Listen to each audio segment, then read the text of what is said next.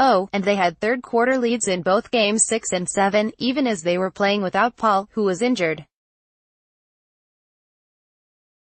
The upshot there is that this does not appear to be a roster in need of an overhaul. Houston was the de facto runner-up to the Warriors for the Larry O'Brien Trophy this year, even if there was no trip to the finals. Yet the speculation around Houston is that the Rockets could do something enormous this summer, with no less than a pursuit of LeBron James on the docket.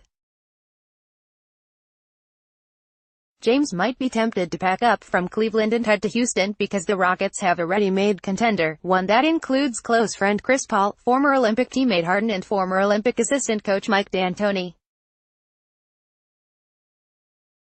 If his goal is to win, going to Houston should be James's first choice. James to Houston sounds fun in theory, but the mechanics of making it happen aren't so much fun, even if James did want to finish up his career in Eastern Texas, and there's no real indication he wants that. The Rockets could, as they did with Paul, persuade James to opt into the final year of his contract and then make a trade with Cleveland. But Houston emptied its cupboard of young players in the Paul deal, does not own its draft pick this year, and will be picking so low in the first round for the foreseeable future that they hardly have anything to offer a rebuilding team like the Cavs. Do you suppose Cleveland would take back a package of Eric Gordon, Ryan Anderson and a couple of future picks in the nose? 28 to 30 range for James? How about PJ Tucker, Gordon, Nene and end-of-bench fodder? Right. Of course not. The Rockets could try to involve third or even fourth teams with cap space to take on the contracts of Gordon and Anderson, but there would be no incentive for those teams to participate in a deal that would create a new Rockets super team. Houston just does not have the assets to get a deal like this done, and the same likely goes for a potential pursuit of Thunder forward Paul George. In the unlikely event that the Rockets could unload enough contracts to make a trade possible, the team would be left to plaster gaping holes in the roster with veteran minimum players. That's a price worth paying for James, of course, but this year's successes suggest that nothing so drastic is necessary to make the Rockets a challenger to the Warriors again. They already are a challenger, and with stronger second-half showings in the conference finals, the Rockets might be NBA champs now. Big issue 2, when Paul agreed to opt into the final year of his contract last summer, he forfeited his opportunity to land a $150 million contract in order to facilitate a trade to Houston. He did so with the understanding the Rockets would then reward him with a big new contract this summer. But how big? Paul wants the max, which is only natural. That will be worth $200 million over 5 years, which is an awful lot to pay a guy who is 33 and coming off an injury-pocked year. Paul would be making $47 million at age 37. Besides, Paul is the president of the Players Association, and it would not be a good look among future free agents if the Rockets appeared to be shortchanging him. Paul has few options. If he sought other offers, he would find there is not much of a market for him among the shallow pool of contenders with salary cap room. He could get a 4-year deal worth $150 million or so elsewhere, but who's ready to give him that now? Still, the Rockets appear bound to pay Paul. It will be a tough pill to swallow, and finding some way to lessen the cap hit, incentive clauses to protect against injuries for example, would be ideal.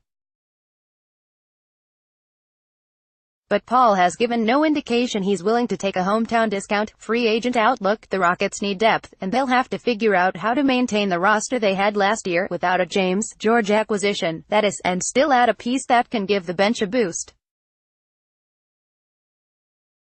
That's not going to be easy. The first order of business will be locking down center Clint Capella, who had a breakout year with 13.9 points, 10.8 rebounds and a league-high 65.2% shooting. He also boosted his free throw shooting to 56.0%. That's not great, but considering he shot 37.9% 2 years ago, it'll do.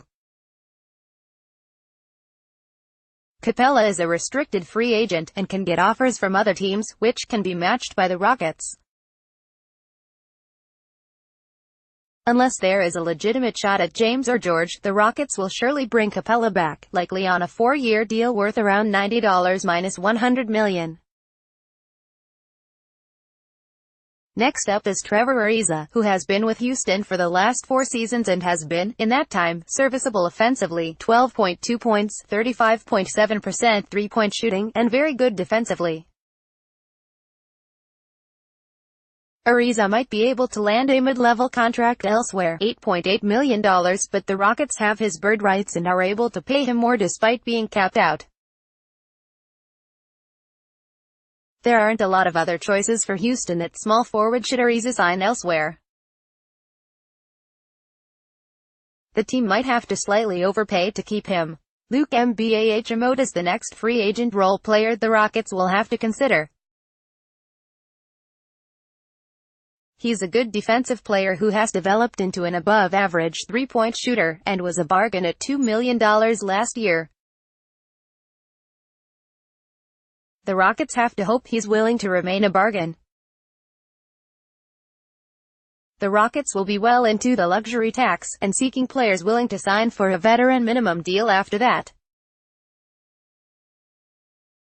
Plucking the likes of Jeff Green or David West is possible, and though Wilson Chandler might be a stretch given how little money Houston can offer, if he can't find a home in the first wave of free agency, a 1-year stint with a potential champ would be good for him. The young folks, Capella is 24, which makes him, by far, the youngest rotation player the Rockets have. Next up is Harden, who will be 29 in August. The Rockets don't have their draft pick this year and thus, essentially, have no young folks. Their prospects are mostly in the front court. Houston has 7-foot forward Isaiah Hartenstein, who spent all of last season with Rio Grande of the G League after the Rockets took him in the second round. He averaged 9.5 points and 6.6 rebounds in 18.7 minutes with the Vipers last year, and is working on developing a three-point shot. There's also 2016 second-rounder Joe Cheek, who is 22 and still not quite ready for the NBA. Maybe the young guy with the best shot at getting playing time is center China Nuonaku, whose game resembles Capella's. He averaged 10.8 points and 9.6 rebounds in 25.6 minutes with Rio Grande, and showed an ability to play with force inside. Wait till next year. Rockets fans can tamp down expectations for landing James or George and instead focus on how general manager Daryl Morey can find a way to manipulate an upgrade for a team that will be in the tax and virtually depleted of young assets. But the good news is that the Rockets do not require a major upgrade to get themselves back to a showdown with the Warriors. They got that far this year, after all, and if they can stay healthy and build on the experience of having played together an entire season, they'll be in the same position next year. They were within a few possessions of taking down Golden State this year. That should be enough for them next year, too.